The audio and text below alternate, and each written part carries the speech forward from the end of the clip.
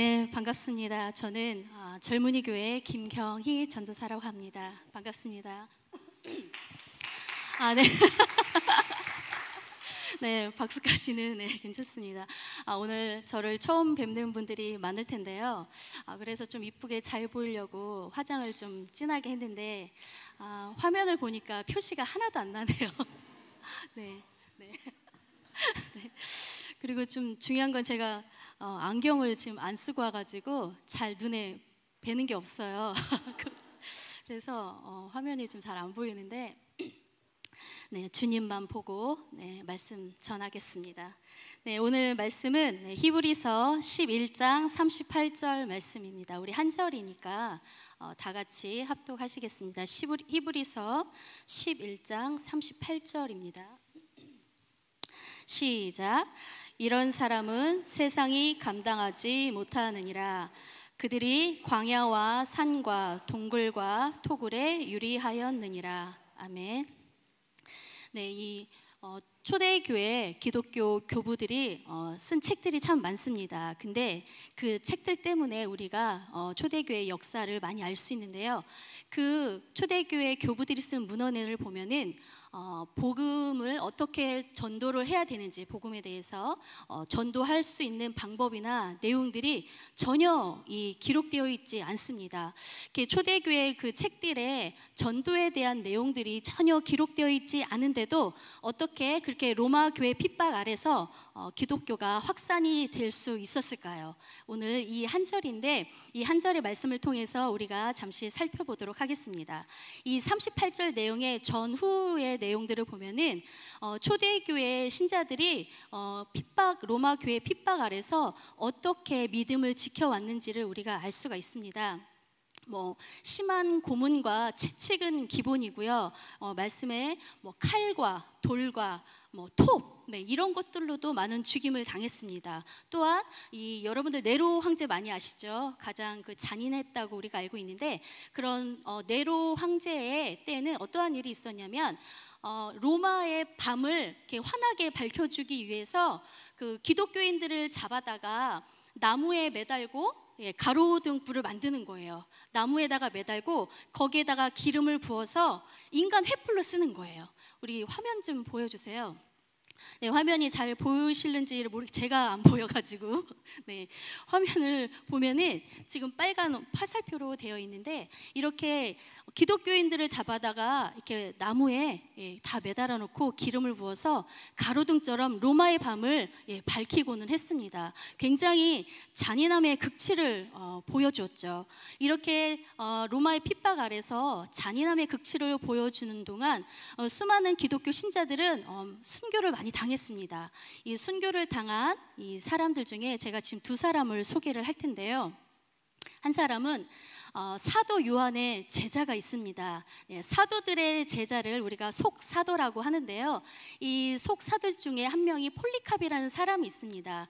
이 서머나 교회의 주교였던 이 폴리캅은 연로한 나이에 로마 황제에게 체포가 돼서 순교의 위기에 처해져 있었습니다. 근데 많은 사람들에게 이 폴리캅은 존경을 받았기 때문에 로마 황제가 살 수 있는 기회를 한번 주기 위해서 폴리캅에게 이렇게 이야기합니다. 폴리캅, 당신이 만약 이 자리에서 딱 한 번만 예수 그리스도를 부인하고 나를 주님으로 인정한다면 내가 당신을 살려주겠어. 이럴 때 폴리캅은 어떻게 이야기하냐면, 내가 86년을 살면서 그분을 믿는 동안 그분은 나를 단 한 번도 부인한 적이 없는데 내가 어떻게 그분을 부인할 수 있겠습니까? 그렇게 이야기를 합니다. 그럴 때 로마 황제가 다시 한번 묻죠. 그렇다면 나는 당신이 딱 한 번의 그 부인을 할 수 없다면 나는 당신을 화형에 처해질 수밖에 없어.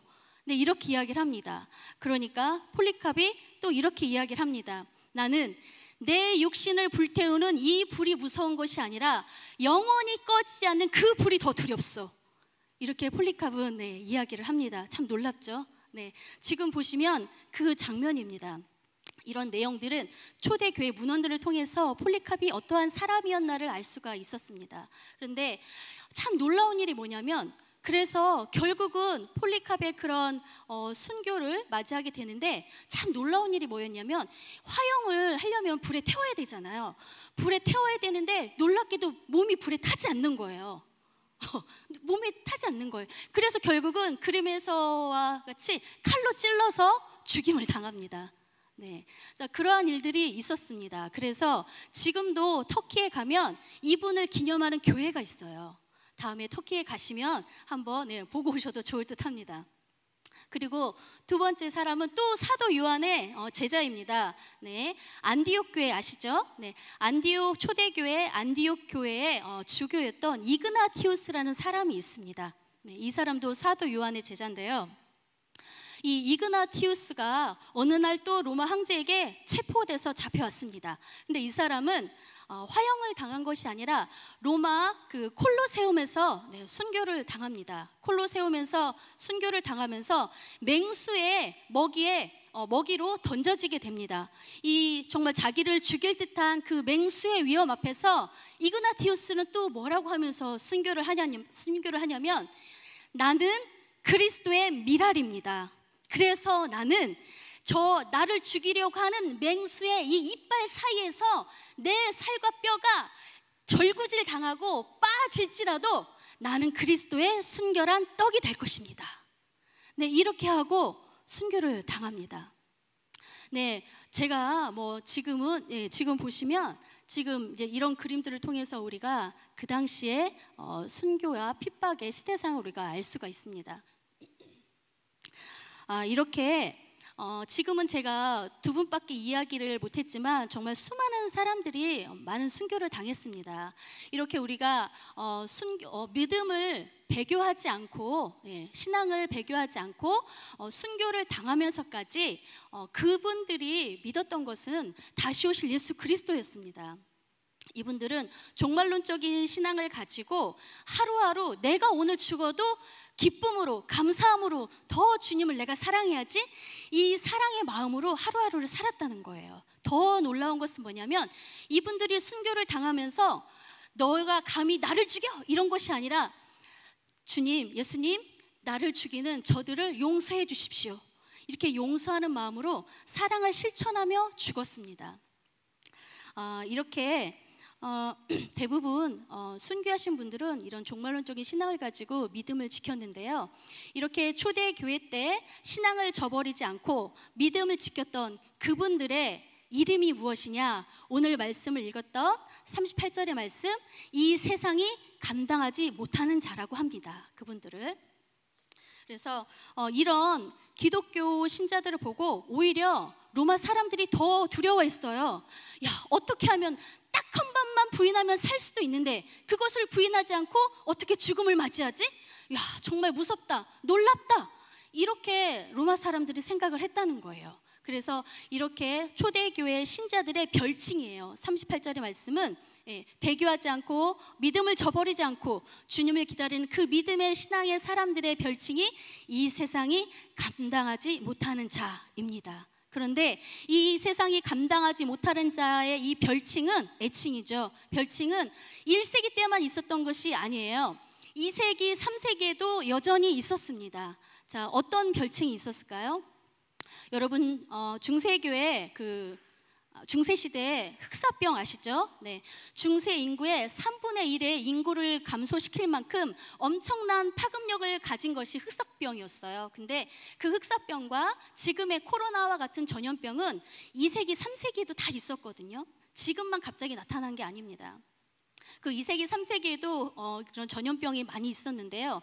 그 당시에 북아프리카 지역에 교회의 감독이었던 키프리안이라는 사람이 있어요. 키프리안이라는 사람이 있는데 그 사람이 교회 신자들에게 어떻게 가르쳤냐면 이렇게 핍박이 있고 그리고 무서운 전염병이 있을 때일수록 우리 기독교 신자들은 사랑을 실천해야 됩니다 라고 성도들에게 가르친 거예요. 그래서 이 기독교 신자들은 마태복음 5장 43절에서 48절의 말씀을 인용을 해서, 화면 좀 보여주세요. 작아서 잘 안 보이겠지만 말씀을 읽지는 않고 한번 보셨으면 좋겠습니다. 네, 이렇게 자신들을 핍박하던 그 사람들에게 오히려 원수를 사랑하라, 이러한 사랑의 실천을 가르쳤다는 거예요. 왜냐하면 이럴수록 우리가 그 원수를 하나님 말씀에 의거해서 그 원수들을 사랑할 수 있는 기회이다. 이런 전염병이 있을 때 우리가 다른 우상 숭배하는 이교들과는 다르게, 그리고 세상 사람들과는 다르게 우리는 사랑을 실천하자. 이것이 우리의 가족을 죽이고 나를 핍박했던 원수들을 사랑할 수 있는 기회이다 라고 가르친 거예요. 그래서 기독교 신자들은 전염의 그 위험성에 자기의 목숨이 자기가 죽을 수 있는 그런 상황 가운데서도 이교도들, 우상 숭배하는 사람들을 기독교 그 종교와는 상관없이 사랑으로 실천을 한 거예요. 죽음을 무릅쓰고 사랑을 실천했습니다. 그래서 2, 3세기의 성도들의 또 다른 별칭은 뭐냐면 파라볼라 노이라는 거예요. 띄워주세요. 이 파라볼라 노이라는 뜻은 뭐냐면 위험을 무릅쓰는 자라는 뜻이에요. 위험을 무릅쓰는 자.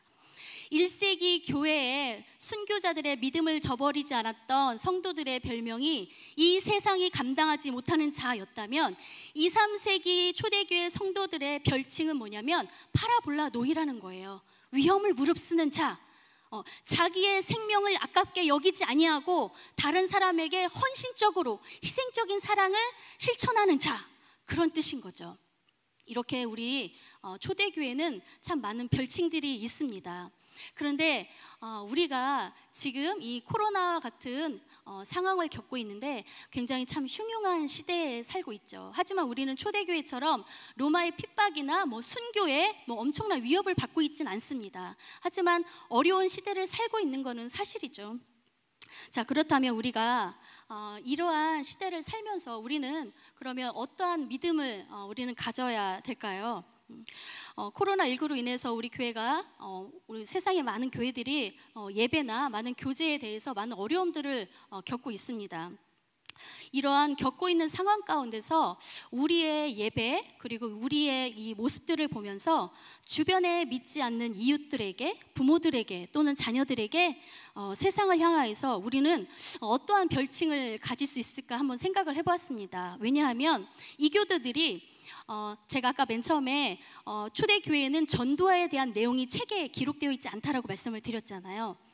이 기독교인들이 초대교회 때 자기의 생명을 내걸고 다른 사람을 위해서, 그것도 기독교가 아닌 다른 사람들을 위해서 희생하고 헌신하고 어려운 이웃들을 위해서 사랑을 실천하고 그리고 목숨을 내걸고 순교하는 장면들을 보면서 다른 사람들이 와, 정말 무섭다라고 생각하면서 기꺼이 전도를 하지 않았음에도 불구하고 기꺼이 기독교 신자가 되었다는 거예요. 그래서 그들이 스스로 와서 교회에 등록했다는 뜻이죠. 이렇게 어려운 상황일수록 사랑을 실천할 때 그 모습을 보면 많은 사람들이 교회에 스스로 와서 등록을 했기 때문에 초대교회에는 전도할 필요성이 없었던 거예요. 전도를 강요하거나 권면하지 않아도 수많은 사람들이 교회에 와서 기독교로 개종하고 예수님을 구주로 받아들였다는 거죠.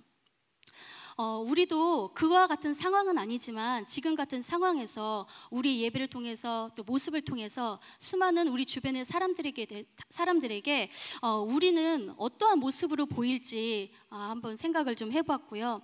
그런 사람들에게 우리는 또 어떠한 별칭을 우리는 얻을 수 있을까 좀 생각을 해봤습니다. 그리고 또 우리의 기독교인들을 바라보는 다른 사람들에게, 또 후대의 사람들에게 우리는 또한 어떻게 기억이 될까라고 한번 또 묵상도 해보았습니다. 이 세상이 감당하지 못하는 자, 그리고 파라볼라 노이, 그리고 이 마지막 시대를 살아가는 우리에게 또 다른 별칭이 생겨나는 것은 우리의 이제 몫인 것 같아요.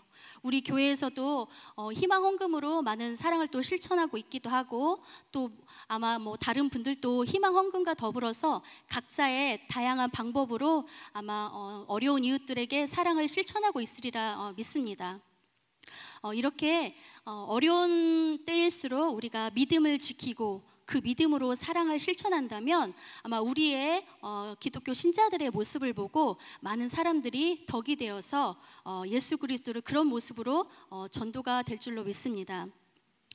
저 또한 네, 부모님과 형제의 많은 핍박 가운데서도 교회 다니고 신학하는 것 때문에 많은 어려움이 있었어요. 근데 그때 아팠던 마음들과 슬픔들을 어떻게 말로 표현을 다 할 수가 있겠습니까?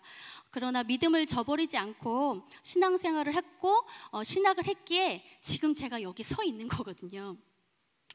지금 하나님의 은혜로 저희 엄마도 불교에서 개종을 하고 아버지도 교회에 다니면서 이렇게 하나님의 가정이 되었어요.